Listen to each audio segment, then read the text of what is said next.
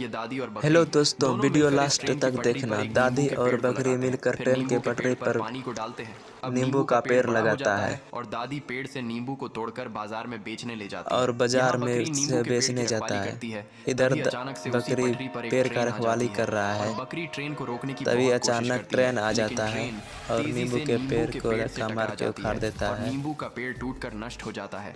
लेकिन कुछ जिसके समय बाद वजह से उसी टूटे हुए नींबू के पेड़ से फिर से एक उसमें छोटा सा नींबू का नींबू का पेड़ पौधा उग आता उगने है, लगता है। जिसके वजह लेकिन से दादी दादी और को बकरी उम्मीद फिर जगता भी है, रो रहे लेकिन होते दादी हैं रोने क्योंकि लगता किसी है। ने लाइक लाइक सब्सक्राइब नहीं सब्सक्राइब